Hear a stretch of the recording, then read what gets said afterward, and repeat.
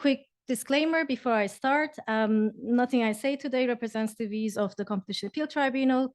I'm speaking in personal capacity only. I trust that most of you here are familiar with Article 102 of the Treaty on the Functioning of the European Union, which is the EU's prohibition against abuse of a dominant position. Obviously, this is the provision that aims to sanction the anti-competitive use of market power. The treaty provision itself is quite brief. So just to remind you, it says that any abuse by one or more undertakings of a dominant position within the internal market or in a substantial part of the internal market shall be prohibited insofar as it may affect trade between member states.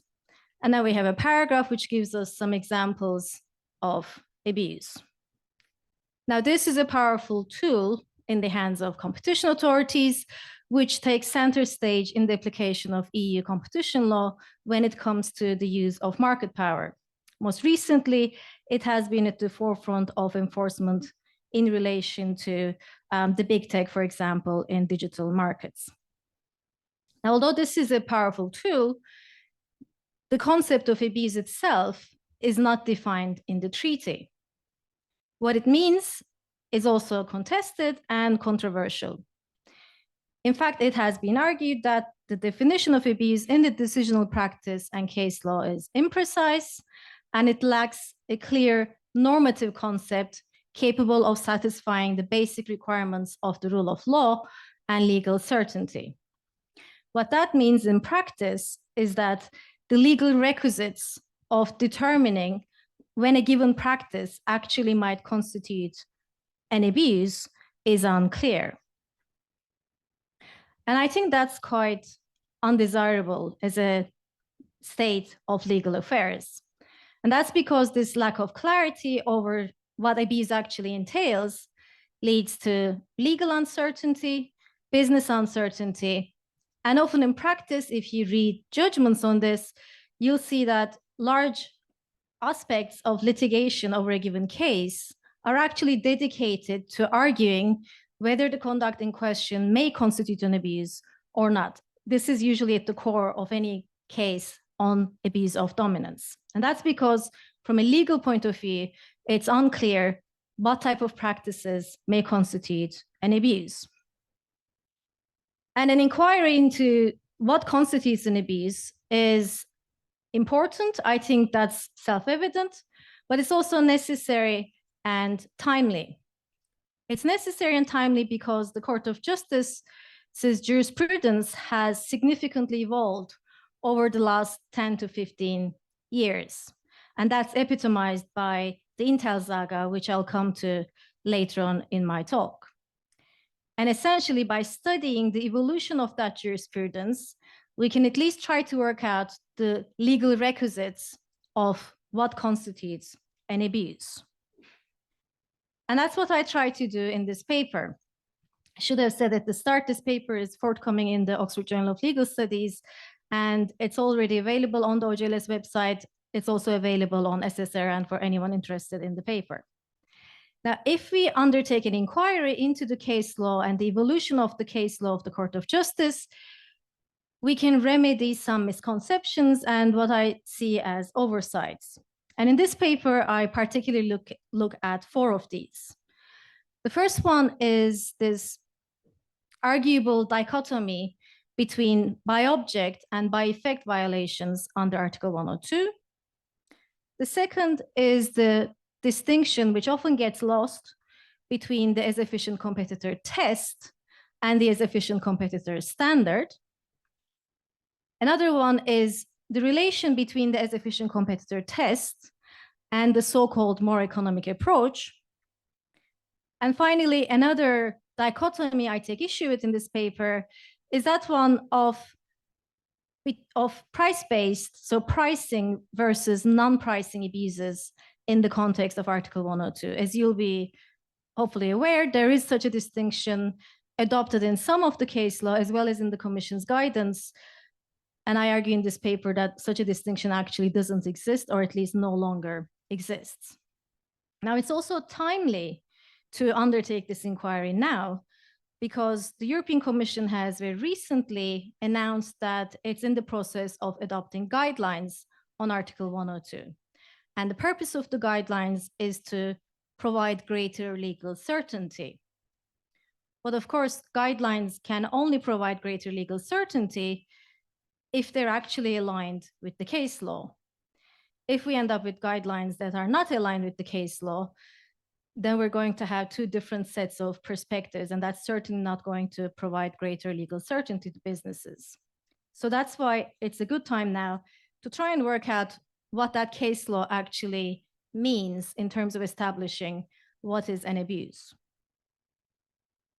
Now, just to take perhaps a historical approach, as you will be hopefully again aware, there has been a period during which EU competition law in general, enforcement of EU competition law in particular, has been criticized for being too formalistic, not sufficiently grounded in economics.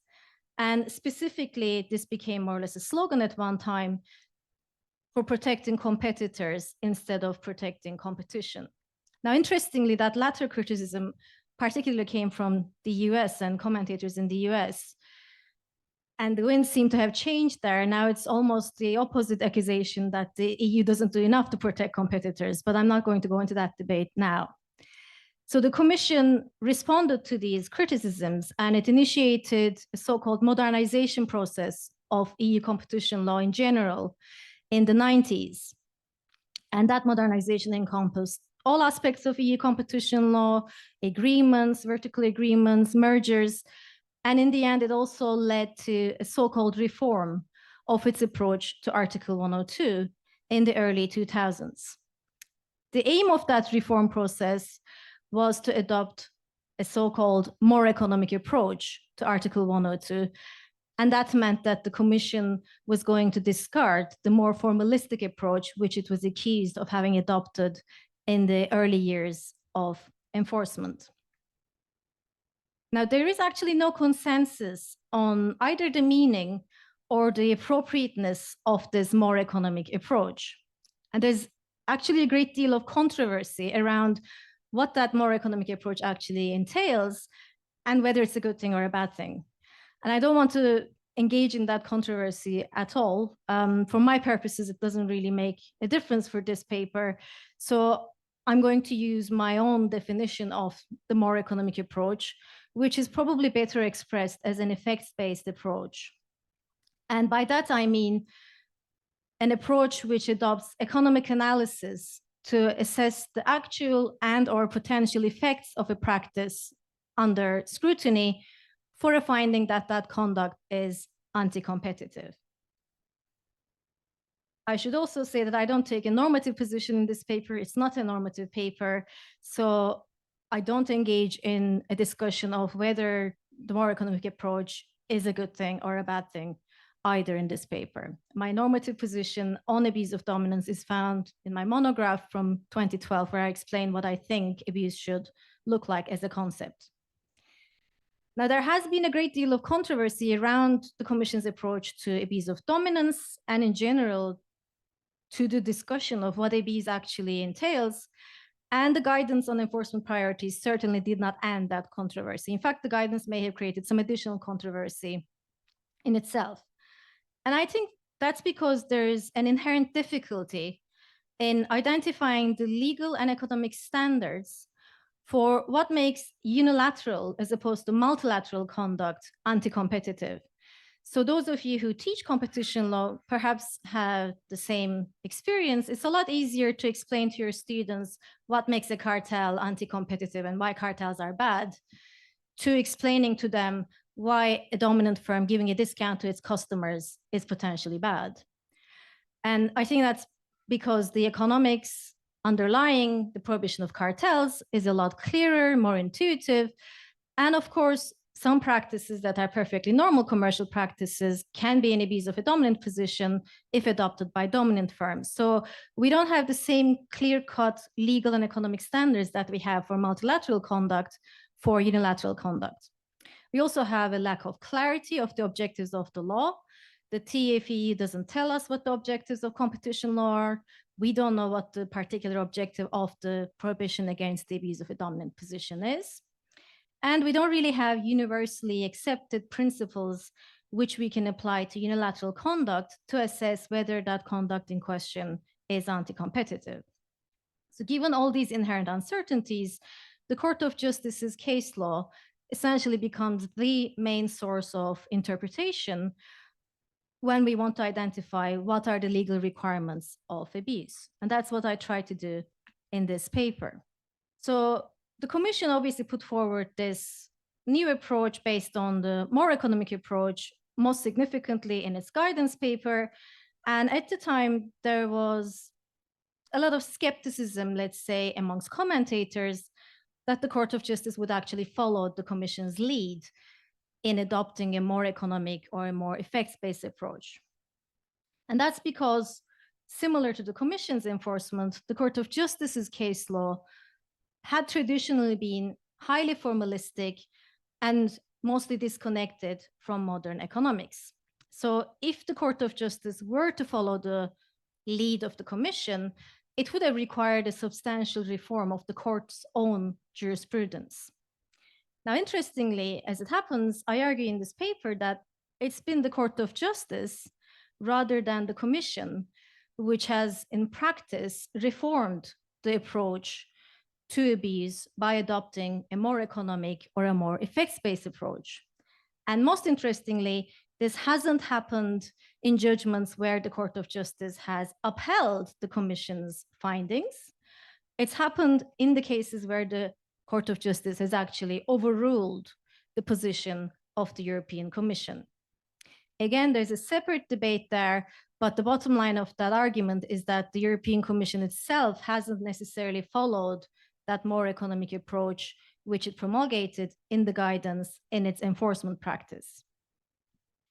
Now, having said that, I don't want to give the impression that the court has now moved on to this new, different world, different universe of enforcement or jurisprudence after this evolution, because the court's case law doesn't evolve in linear fashion. So I identified 3 different eras in the court's jurisprudence. I call these the traditional, the modern, and the hybrid era, which I say we're currently in. And that evolution from one era to the other is not linear. And that's because the jurisprudence essentially clings on to what I call legacy concepts from the previous era and try to incorporate these legacy concepts into a framework where the court adopts at the same time a more modern and a more effects-based approach to abuse of dominance. So when I analyze the case law and I reach conclusions, what I'm essentially doing is I'm saying the preponderance of the case law at this stage of its evolution shows a more or less formalistic approach to abuse of dominance. Now, how formalistic was the Court of Justice's approach in the early decades of enforcement? It was very formalistic. In fact, the Court of Justice virtually upheld all Commission decisions under Article 102 in this traditional era.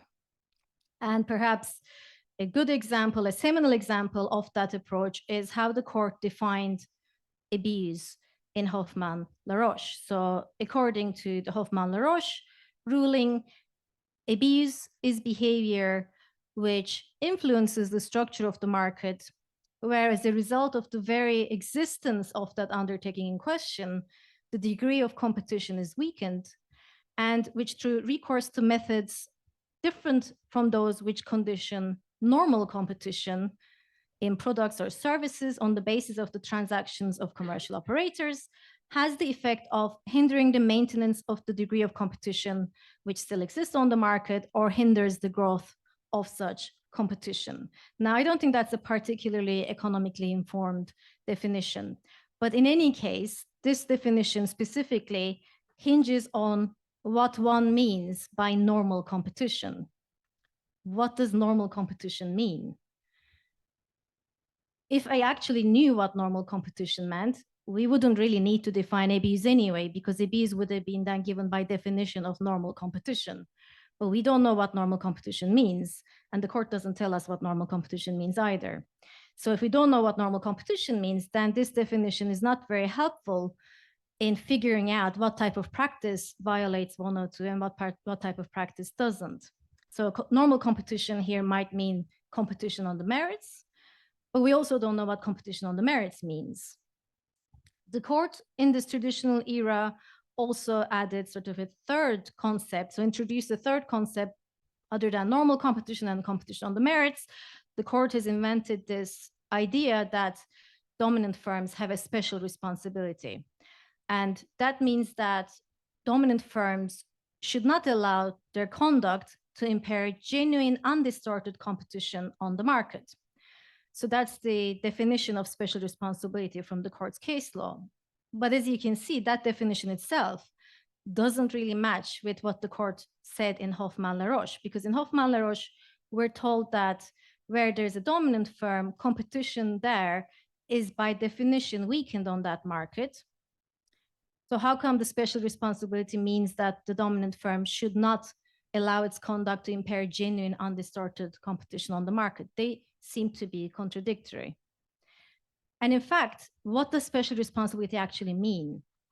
So how can you advise a dominant firm when it asks you, I'm planning to give these rebates to my customers, are they lawful or are they potentially unlawful?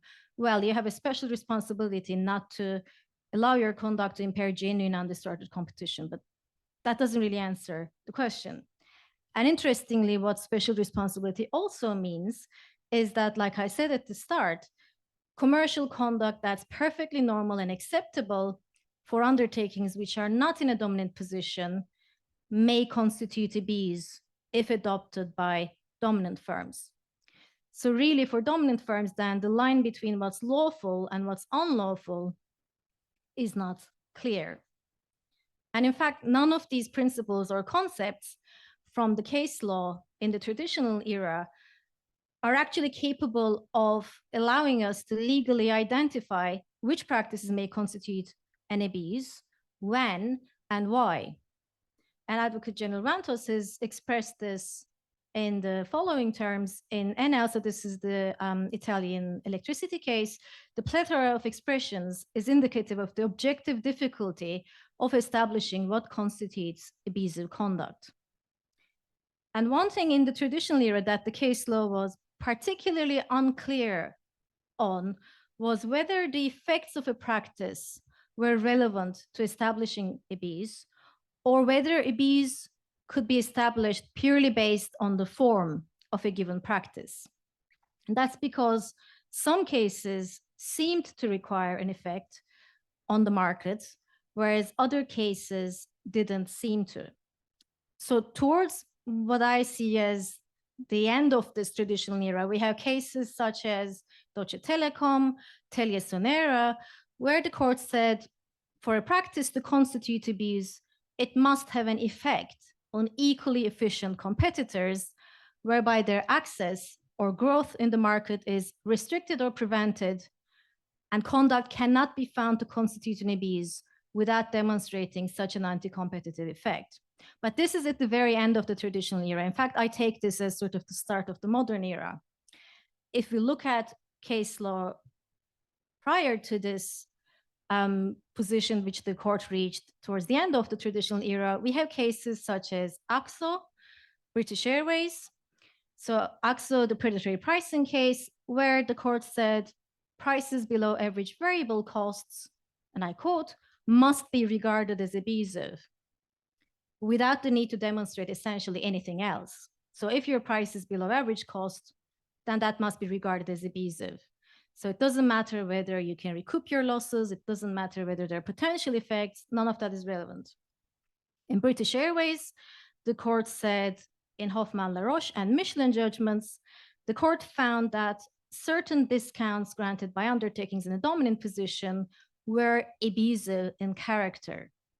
So the court suggests that there were potentially practices that were abusive in nature, again, without any requirement to demonstrate effects. And in fact, it's this latter line of case law, or perhaps the earlier line of case law, which has been interpreted by some commentators to suggest that there is a by-object category of violations under Article 102, similar to that by-object category of violations found under Article 101. Now, in a small number of general court rulings, so not Court of Justice, but general court rulings, the General Court has actually said establishing the anti-competitive object and the anti-competitive effect are one and the same thing for the purposes of applying Article 102. Now, I could only find 3 examples of this. So this was Michelin 2, France Telecom, and Intel. Intel has, of course, been later overruled. Now, I also tracked down the source of this. So I think this particular statement for the first time appears in Michelin 2. So those of you familiar with reading court's rulings will know that the court will say something like this, and they'll always refer to a prior case if they can. So I followed all those prior citations, and I found out that the source in Michelin 2 for this statement is actually potentially a misquoting of the earlier ruling in Irish Sugar, where the court actually says the exact opposite. So the court actually in Irish Sugar says the distinction that exists in Article 101 between by object and by effect violations does not exist in Article 102, is what was said in Irish Sugar. So I think it's really dubious that there is a source of this in earlier case law. But nevertheless, they repeated it in France Telecom and then in Intel. Now, importantly, as far as I'm aware, the Court of Justice itself has never used this terminology. In fact, even in British Airways, which I see as the courts having come in closest to saying there are some practices that are by object abusive, they don't use this terminology, even though this terminology is central to the court's lexicon, given the centrality of the concept under Article 101. Of course, under Article 101, there is an explicit distinction in the treaty itself between by object violations and by effect violations, and an assessment and analysis of effects under Article 101 is only relevant if the conduct does not have an object of restricting, distorting, or preventing competition. So the by object distinction in Article 101 means that there are categories of practices where the effects are simply not relevant. And that's an important distinction. Now, I don't think we can read that distinction into Article 102. I don't think we can simply transpose it from Article 101 into 102. I think statutory interpretation would prevent us from doing that, should prevent us from doing that. The drafters of the treaty have clearly included this distinction in Article 101. And they can't have forgotten that there was this idea some practices can be, anti-competitive by object when it came to drafting Article 102. So clearly, the fact that they haven't included in Article 102 is essentially a silent refusal, because otherwise it would be nonsensical to think that they knew about this distinction when drafting 101, but not when drafting Article 102. And beyond statutory interpretation, the recent case law of the Court of Justice, at least based on my reading, also repeatedly confirms that there is no such dichotomy. Now, the absence of that dichotomy is actually not without consequences. And that's because the absence of a distinction in the treaty like that means that the court's jurisprudence can progressively evolve in its entirety to the point that an effects-based approach, if adopted, can have universal application, which can never happen with Article 101, because that distinction is in the treaty in Article 101. The court cannot read the by-object part of Article 101 out of Article 101. So an effects-based approach to Article 101 is only applicable to those scenarios where the object is not anti-competitive. But if there is no such dichotomy in Article 102, it means that if the court says what you need is an effects-based approach, it doesn't mean that you need an effects-based approach for those categories of conduct which are not by object restrictive. because there is no such separate categorization under Article 102. Now, moving on to sort of the modern era of the case law, I think we do see such a progressively holistic change in the court's approach to abuse. And I would argue that the court has actually gone further than the commission, at least the commission's position in the guidance and the commission's decisional practice when it comes to endorsing a more economic, effects-based approach to Article 102. So some people sort of put the start of this new era to have happened with Deutsche Telekom from 2010. Some say it really started with Post Denmark 1 from 2012, but we're looking at the last 10 to 15 years of the court's case law. And if we track the development of the court's jurisprudence in this period of the last 10 to 15 years, I think that we can see gradually the court has embraced an economics-oriented approach and expressly started to reject a formalistic approach which would protect all competitors for its own sake or a particular market structure for its own sake. So in Post Denmark 1, the court said competition on the merits, and this was of significance at the time because I think it was the first time the court came out with such a clear expression of essentially the fact that, according to the court, what matters is the protection of as efficient competitors. The court said that competition on the merits may, by definition, lead to the departure from the market or marginalization of competitors that are less efficient and so less attractive to consumers from the point of view of, among other things, price, choice, quality, or innovation. And this has been repeated in many cases afterwards as well. So in Deutsche Telekom, the court said, Article 102 prohibits a dominant undertaking from, inter alia, adopting pricing practices which have an exclusionary effect on its equally efficient actual or potential competitors. So if we sort of try to find the principles that are being applied in this modern era, we see that the court requires a demonstration of potential or likely effects, often on as efficient or more efficient competitors for a finding of abuse. And these effects certainly do not need to be actual effects, but they can't be purely hypothetical or speculative effects either. So you need something more than purely hypothetical or speculative effects. But obviously, effects don't have to be actual. But what matters is the effects on competitors, which are at least as efficient as the dominant undertaking. Now, I think the court has essentially, in this era, adopted the as efficient competitors standard and rejected a form-based approach. And it's the as efficient competitors standard, not the test, which I'm going to return to in a few minutes. So how do we sort of, where do we get these findings from? I think in terms of the modern era, Intel really marks the watershed. In Intel, the court sitting as the Grand Chamber quashed the general court ruling, which had more or less applied the then settled Court of Justice case law on rebates to the facts in the case, and the general court had, as a result, upheld the commission decision in Intel, which had found that Intel's loyalty rebates were abusive. Now, the court did something here which it rarely does. It clarified its case law in relation to some of the most formalistic aspects of its case law, namely exclusivity or loyalty rebates. And the court said Article 102 does not seek to ensure that competitors less efficient than the dominant undertaking should remain on the market, and not every exclusionary effect is necessarily detrimental to competition.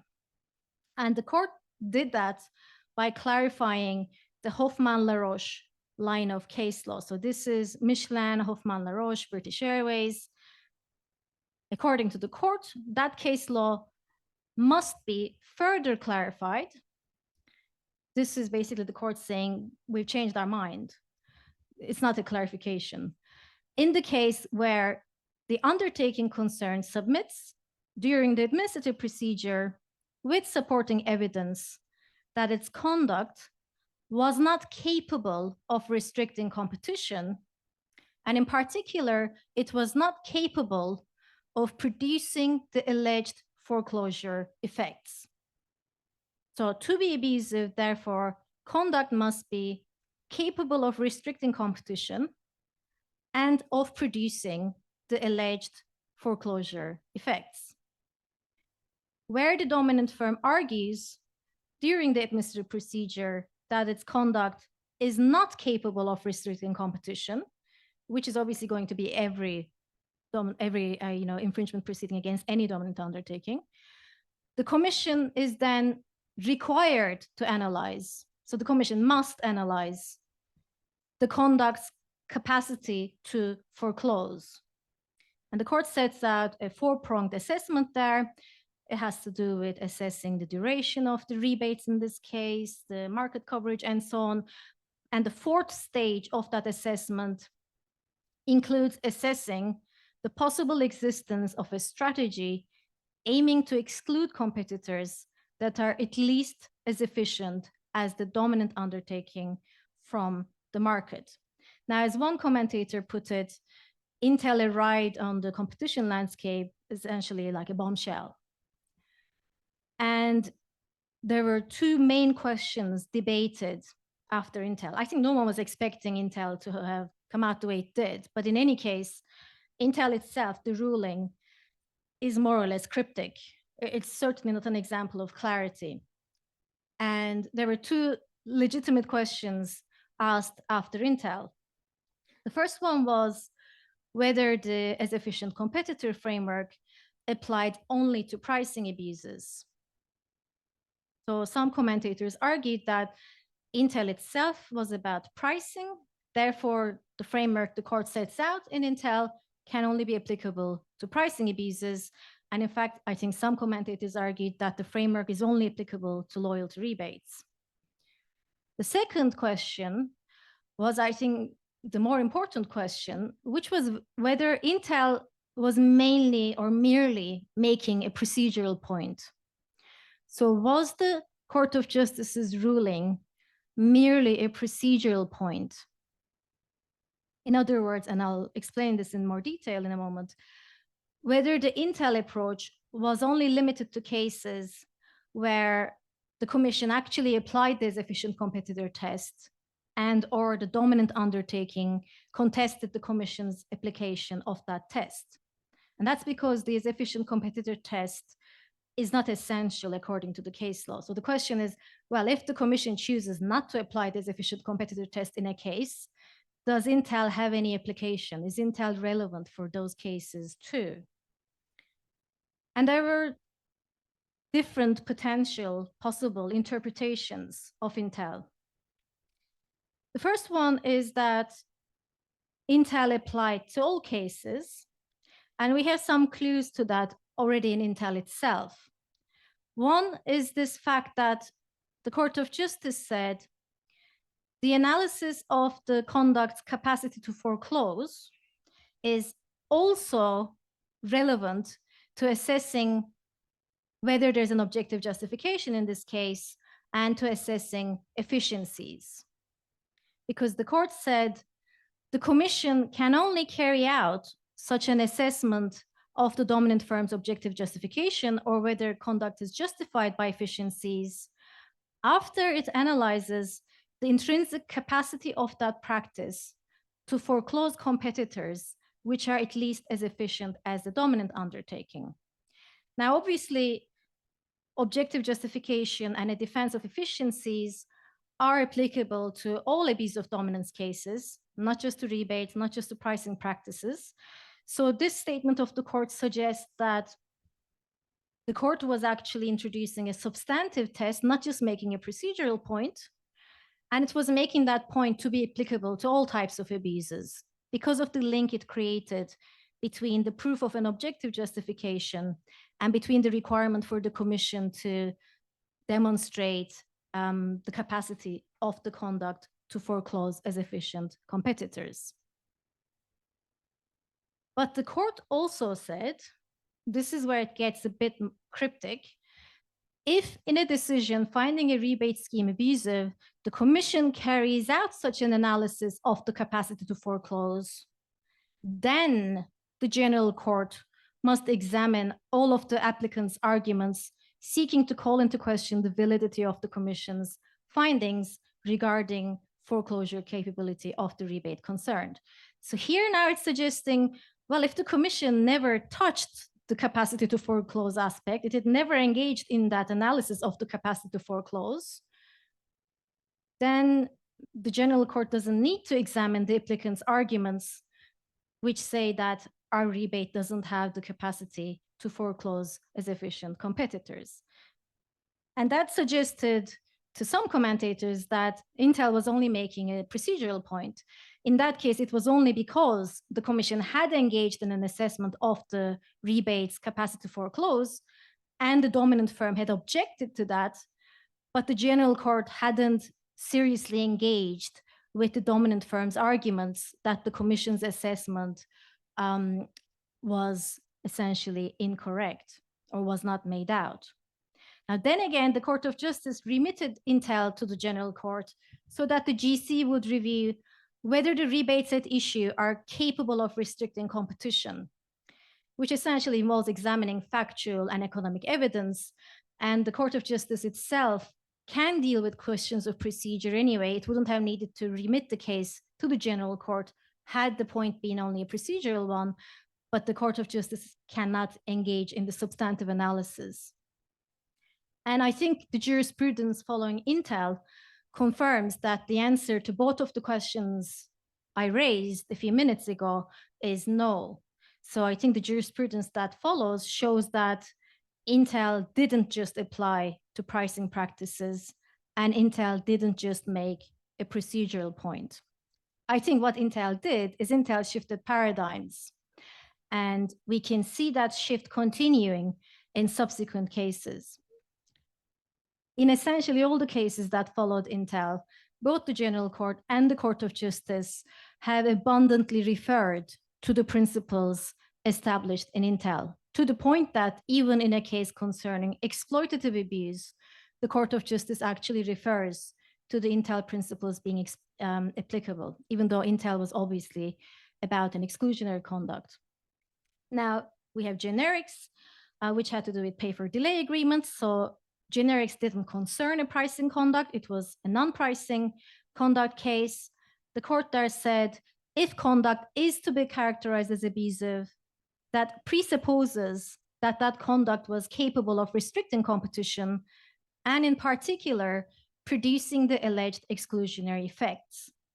And that assessment has to be undertaken having regard to all the relevant facts surrounding that conduct.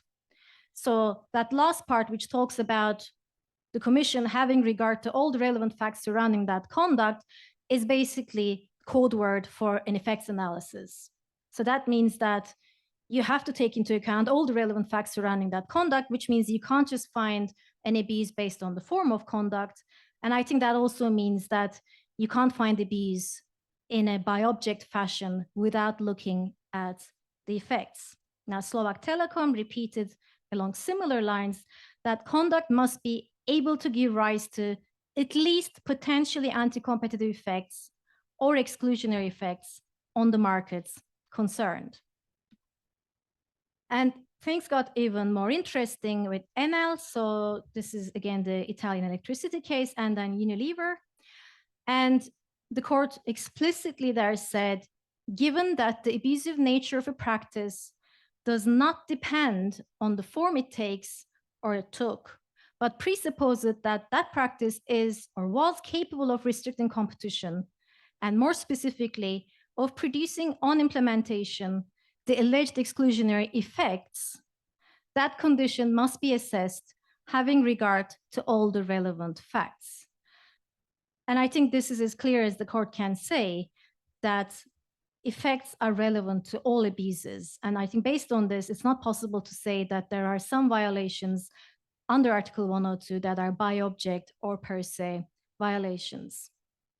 Now, the court even went further in this case, and it said that the relevance of the material or rational impossibility for a hypothetical competitor, which is as efficient but not in a dominant position, to imitate the practice in question in order to determine whether that practice is based on means that come within the scope of competition on the merits, is clear from the case law on practices both related and unrelated to prices. This is paragraph 79, and I'm going to refer to this a little later as well.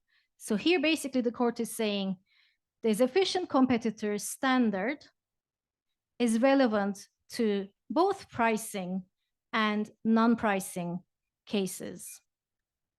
And I'm going to explain later what I think that actually implies for the standard under Article 102. If we needed any further confirmation that neither Intel nor the efficient competitor framework were limited to just pricing cases, in Unilever, the court essentially applied the Intel framework, or explained that the Intel framework also applies to the case at hand, which concerned exclusive dealing. So it's further confirmation that Intel applies to non-pricing practices as well as to pricing practices. Now, general court rulings are obviously not as authoritative as the Court of Justice, but in Google Shopping, for example, the general court explicitly expressed that unlike Article 101, Article 102 does not distinguish forms of conduct that have as their object from those which don't have that object, but nevertheless have that effect. So this is the same court, which I said earlier, said in Michelin the exact opposite of this. The court also said a practice cannot be categorized as abuse of a dominant position unless it's demonstrated that it has an anti-competitive effect, or at the very least, a potential anti-competitive effect.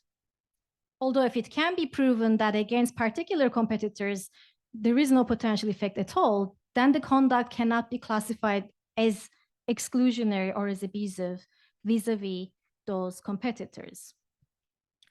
Now, like I said, the second question was perhaps the more important question in Intel, namely whether Intel only made a procedural point. But I think we get the answer to that unambiguously from Unilever and also the General Court's ruling in Intel Renoir. So in Unilever, the court held that the competition authority must ensure at the stage of classifying the infringement that the relevant conduct in question is actually capable of excluding competitors as efficient as the dominant firm from the markets where the dominant firm disputes that its conduct can exclude as efficient competitors or that its conduct is justified, which is basically in all abuse of dominance cases. And the Commission and the Competition Authority is required to establish that the conduct is capable of restricting competition. And Intel Renoir itself, as you know, led to the annulment of the Commission decision because the court ultimately found that the Commission had failed to assess adequately the foreclosure effects of the conduct, which the Court of Justice said it must do in its Intel ruling. Now, the General Court's ruling is currently under appeal, but I'm not sure what its chances of success are based on the Advocate General's recent opinion in that case. And the court here said, we reached this conclusion about the foreclosure effects of the conduct, notwithstanding any conclusions which we may draw from the Commission's application of the as efficient competitor test. So there, I think the court is implicitly making the distinction between the as efficient competitor test and the as efficient competitor standard, which is important, and I'll come to that later, like I said. And here, I think the court also tackled head-on this question of whether some practices are abusive by object. So the court said, for some practices, they may be presumed to have restrictive effects on competition, so practices such as loyalty rebates. But the fact remains that what is involved is a mere presumption and not a per se infringement of Article 102, which would relieve the Commission in all cases of the obligation to examine whether there were anti-competitive effects. And that latter part of that statement is exactly what a by-object violation means in EU competition law under Article 101. In a by-object case under 101, the Commission is relieved in all cases of the obligation to examine whether there are any anti-competitive effects. So the court is clearly saying there is no such violation under Article 102. Again, in Unilever regarding exclusive dealing, the court said, even for these clauses, the ability of these clauses to exclude competitors is not automatic, and it requires an analysis of the capacity to foreclose as efficient competitors. So these are the two most formalistic practices, or the approaches where we had the most formalistic treatment of practices in abuse of dominance: loyalty rebates and exclusive dealing. And for both of these, the courts are saying we need an effects-based approach. So I think bringing this case law together, we can actually start to see that there is a uniform effects-based approach that we can apply to all abuses. And I think the preponderance of the current jurisprudence requires an analysis of the foreclosure effects of the practice on hypothetical competitors, which are at least as efficient as the dominant undertaking.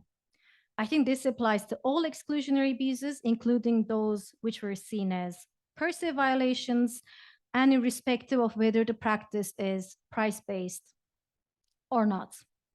That assessment of capacity to foreclose has to be undertaken having regard to all the relevant facts surrounding the conduct. So it's an effects-based approach, although those effects don't have to be actual, they can be potential effects, but they have to be more than hypothetical or speculative. I think that also means that there are no presumptively unlawful practices under Article 102 in the sense of by-object violations. We have them under Article 101, which is really the only type of by-object violation we have in EU competition law. So conduct cannot constitute an abuse just by virtue of its form alone. And I think we see, therefore, a decisive move in the case law from a more formalistic approach to a more effects-based approach, with essentially the as efficient competitor standard as the lodestar. And I think it's at this point we need to really distinguish the as efficient competitor standard from the as efficient competitor test to understand what this approach actually involves. And there's a lot of, I don't know if it's about, commentators misspeaking or whether there's some ambiguity, but we have to clarify that this efficient competitor standard is a framework, it's a principle which determines whether a practice is anti-competitive. It's Posner's theory, essentially. Posner calls it the equally or more efficient competitor standard. And the idea underlying it is that we want even dominant firms to be efficient, and we don't want them to be, holding umbrellas over their more inefficient competitors. We want even dominant firms to be efficient. So the key, therefore, becomes whether the dominant firm's practice could exclude from the market a competitor which is equally or more efficient than the dominant firm itself. Now, this framework or the standard doesn't make any reference to any price cost benchmarks. So Posner uses predatory pricing as an example of conduct which can exclude from the market an equally or more efficient rival, but there are no price cost tests at all in this standard. In contrast, the as efficient competitor test used in practice by authorities and commentators is about the relation between price and cost, and essentially asks whether the effective price that the competitor would have to pay to compete with the dominant firm is essentially below the costs of the dominant firm itself. And if so, because the losses cannot be sustained, that practice is potentially exclusionary. But the point is, the standard would remain applicable irrespective of which technical test we use to check whether the practice in question could exclude an as efficient competitor from the market. And this distinction is often overlooked, including by courts. So the General Court, for example, in Google Shopping, seems to mix the two, and sometimes is actually talking about the standard, but refers to it as a test and the other way around. So it's not very clear in Google Shopping, at least, how the GC separates these. But the Court of Justice seems to have made this distinction in NL. And this is the statement which I said to you, paragraph 79, that I'll return to. So that statement in this decision suggests that the court is saying the standard, so whether a hypothetical as efficient competitor could compete with the dominant firm. Remember, the court said it applies to pricing and non-pricing conduct. It's relevant to both. There, the court, I think, refers to the standard. The standard applies to pricing and non-pricing conduct, but the test only applies, and the court says must be applied as a general rule to pricing conduct. And in this paragraph of NL, where the court says the efficient competitor test must be applied as a general rule, the court specifically mentions a number of pricing practices.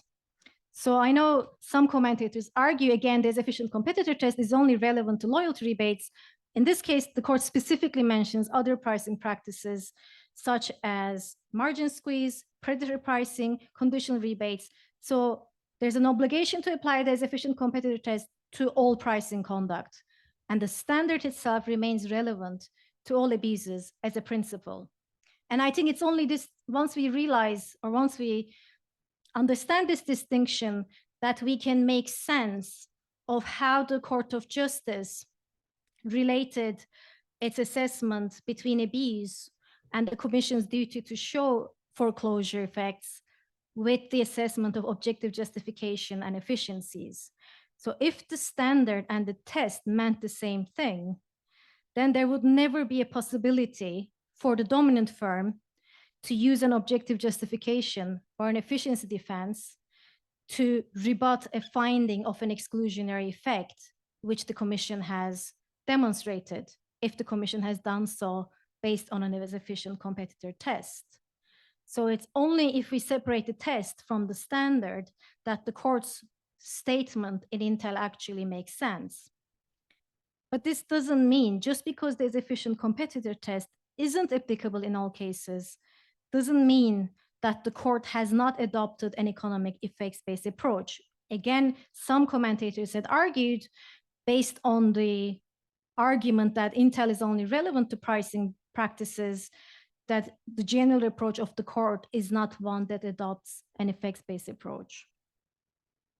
Now, I think the court's approach to abuse of dominance has certainly been modernized in the sort of last 10, 15 years, but I argue that we're now in a so-called hybrid era.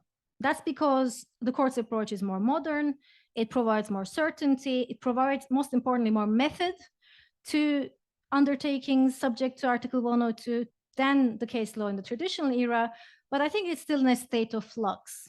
And that's because many of these, what I call legacy concepts, so concepts such as competition on the merits, special responsibility, are still very much alive and kicking, but they don't really sit well with a more effects-based economic approach. So in NL, which is a judgment of 16 pages, the court mentioned the term competition on the merits 15 times.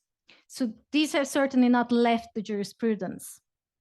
And the court has certainly become more demanding of the Commission and more economics oriented in its approach. And I think the court's essentially come of age, it's matured in its assessment, but it's unclear how far this turn of the tide will go. Now, interestingly, in Unilever, the court noted that any practice, and as far as I'm aware, this is really the first expression by the court of what competition on the merits means beyond the very abstract notion of competition on the merits. So the court said, any practice, the implementation of which holds no economic interest for a dominant undertaking, except that of eliminating competitors, so as to enable it later to increase its prices, must be regarded as a means other than those which come within the scope of competition on the merits. And there's also a direct reference when discussing competition on the merits in NL to essentially the protection of as efficient competitors. Now, I found this quote from Unilever very interesting because as soon as I read it, the first thing that came to my mind was that the court is talking about the no economic sense test. So the court hasn't used any of its traditional era concepts or principles. It hasn't talked about freedom of choice. It hasn't talked about, freedom of customers and so on when explaining what competition on the merits is. But it's essentially used an economic concept, essentially a variation of the no economic sense test, to explain what competition on the merits means. The court further referred to the objective of Article 102 as that of being essentially the well-being of customers in NL. So it says the ultimate objective warranting intervention under Article 102 is the well-being of, the court says consumers, but it actually means customers. Having said that, the court seems to be merging this consumer welfare objective with its traditional concept of an effective competition structure from the earlier era. So according to the court, a competition authority can discharge its burden of proof if it shows that conduct could impair by using resources or means other than those governing normal competition an effective competition structure without it being necessary for the authority to prove that there may be direct harm to consumers. So the authority does not have to show direct harm to consumers to establish an abuse. It can do so by showing harm to an effective competition structure. And this concept goes back to Hoffman-La Roche again. But the court says, because the ultimate aim of the prohibition is to protect consumer welfare, the dominant firm can nevertheless escape the prohibition if it shows that the exclusionary effect is counterbalanced or outweighed by positive efficiency gains for consumers. So this is why I think we now have a hybrid approach. There's essentially a tug of war the court is trying to manage between those who want to move further, towards a more economic effects-based approach and those who want to preserve the more traditional approach. And perhaps the best examples of those are opinions of then Advocate General Val and Advocate General Cocotte in several cases. So it's never a good idea to predict the future, but I think if we were to predict what's going to happen in the future, we will probably see more clarifications of the case law, potentially more method, and potentially more economics from the court going forward. And I think this evolution of the case law has implications. As we know, especially regarding digital markets, the Commission is now moving to a different paradigm where it's promoting an ex-ante regulation. And the DMA, the Digital Markets Act, applicable to gatekeepers, of course, has no scope for effects-based analysis and applies irrespective of the presence or absence of any effects on competition, competitors, or consumers. But we also know that most or all of the DMA rules are based on antitrust proceedings pursuing Article 102 violations, and therefore there's a significant overlap between competition law, specifically Article 102 and the DMA. So of course, the Commission continues to enforce Article 102 in digital markets, but the national competition authorities can enforce Article 102 against gatekeepers. In fact, they must enforce Article 102 against gatekeepers where it's applicable, but they have no powers to enforce the DMA. So I think there is a possibility of a clash between the treatment of the same or similar practice under Article 102 and under the DMA when applied to gatekeepers because of this overlap between the substantive rules. And I have some examples in the paper, but I'm not going to go into that now in the interest of time. And I would suspect that the Commission will, given its stance and the Court of Justice's evolved jurisprudence, increasingly use DMA powers instead of competition law. That can, of course, undermine this evolution of the case law we have seen and the development of the effects-based approach. But I think things can even get worse. Things would get worse if the Commission adopted guidelines which do not embrace an as effects-based approach as the Court of Justice. Now, I personally find it very peculiar why the Commission chose to adopt guidelines at this stage. I have some conspiracy theories, which I won't go into now. But the Commission's competition policy brief, or it's not the official Commission point of view, but the competition policy brief, which accompanied the documents announcing the guidelines, explicitly said that the move towards an effects-based approach raises the question of whether the heightened substantive legal standard that the Court of Justice has accorded to it may inadvertently lead to undesirable outcomes, since an overly rigid implementation of the effects-based approach could set the bar for intervention so high that enforcement can become unduly burdensome or even impossible. So I don't know if you would agree with me. I know not everybody does, but I think the specific purpose of these guidelines is actually to rein in the Court of Justice. And there's explicit discussion in this policy brief of the importance of protecting less efficient competitors. So I think there's a realistic chance that the guidelines adopted based on this type of sentiment is going to struggle to align with the court's case law, as I have hopefully explained. And there could also be sort of a disjointed application of Article 102 in non-digital markets, assuming that the Court of Justice, follows the route it has taken, or digital platforms which are not gatekeepers and therefore don't fall within the DMA. So we could have a situation where dominant undertakings in different markets or of different size are subject to substantially different approaches than the one to different gatekeepers. And I think that sort of bifurcated approach would be unfortunate in terms of legal certainty and equal treatment, because ultimately the DMA and Article 102 are both about market power, but that may be unavoidable. So to conclude, the Court of Justice has certainly become more methodical, more economically informed, and more demanding of the Commission and its enforcement practice. Yet at the same time, the Commission itself now appears to be disenchanted with the more economic approach it promulgated earlier, and not as keen on competition enforcement in important contexts such as digital markets, where it has now different tools which are easier to get results with.